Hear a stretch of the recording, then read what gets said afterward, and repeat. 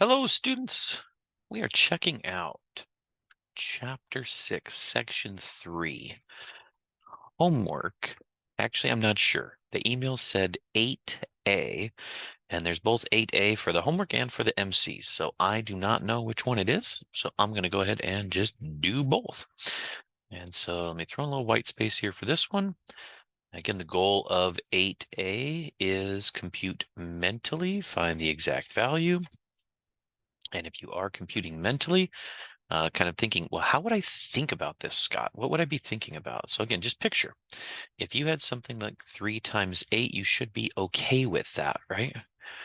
That part is the whole number part. That shouldn't be an issue. Now what we're saying is we don't have that. We have 3.5 groups of 8. So think back to kind of what this mixed number represents.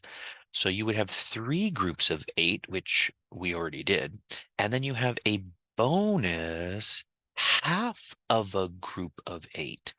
So really 3.5 groups of 24 would be the same as 3 plus a half. And again, I would do this mentally, but I'm illustrating what I'm doing in my mind. And then I distribute. So I have 3 groups of 8 and then a half a group of 8, which is 24 plus a half a group of 8 is 4. My answer would be 28. Okay. What's another way to do this? If you were doing it mentally, you could do this where you create a improper fraction from the mixed number. So 3.5, and you say, wait a minute, what is that? That's 7 halves. Now, if you do 7 halves and you multiply by 8/1, you might, if you're listening to what I'm saying in class, remember to divide first to make the number smaller, because it's easier to multiply 4 times 7 than it is to multiply 7 times 8 and then divide by 2.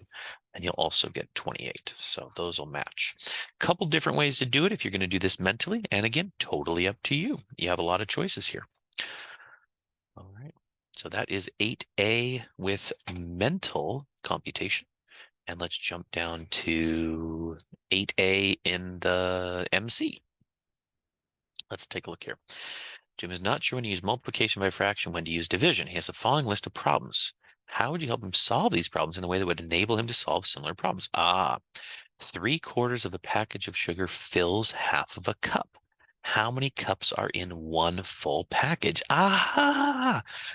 So again, from what we've done in class, I hope that you look at this and you're like, that's the part. We have part, hence partition model. So we're going to partition this out, and let's kind of take a look at what we would draw if we were doing this. Okay. Here we go.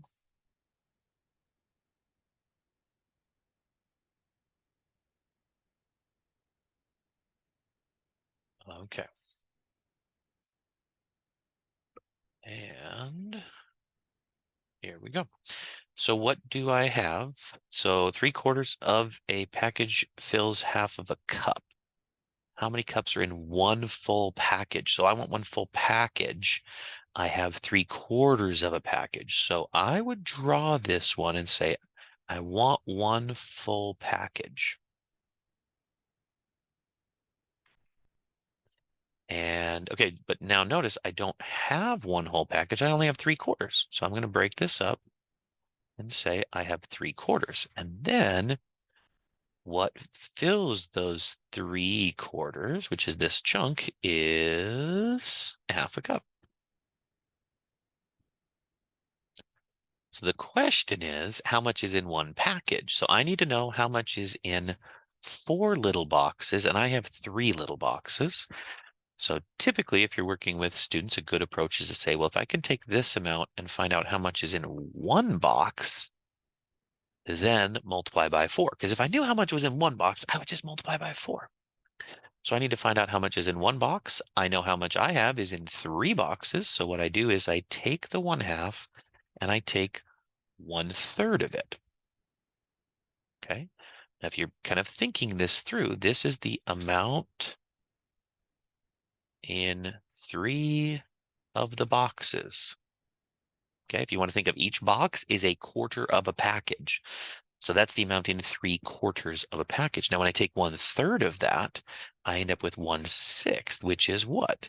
This is the amount in one box.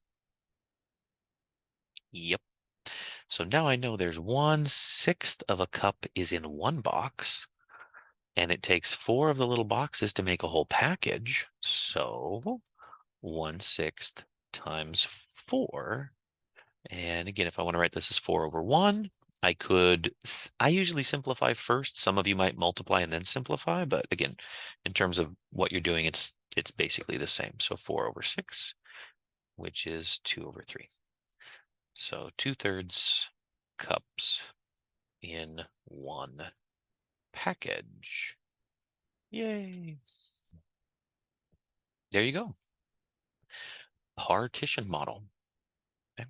Is there another approach? I mean, technically, yes. If you had 1/2 of a cup, and that's the amount that's in 3 boxes, you need to go from 3 to 4. So in order to go from 3 to 4, if this was a geometric sequence, you would notice your R value would be 4/3. I would multiply by 4/3 to get to the next number.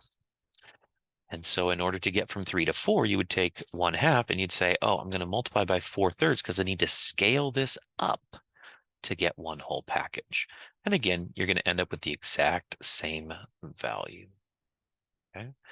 Now, again, for most of the time when students are seeing fractions for the first bit, this approach might be a little bit too much for them to understand why did I multiply by 4/3. So if you notice what I've done over here, the first one that I did, I think is probably more of a beginner approach. Find how much is in one box. Oh, so I just need 1/3 of it. Perfect. Or I just need to split that up into 3 groups. Perfect. And then because you know how much is in one box, you can just say, oh, I need just 1, 2, 3, 4 of those pieces, and that makes one package. And that's how you can do it. Okay, I don't know which one was which, but hopefully that gives you what you need. I'm going to go ahead and shut her down for now. All right, off you go.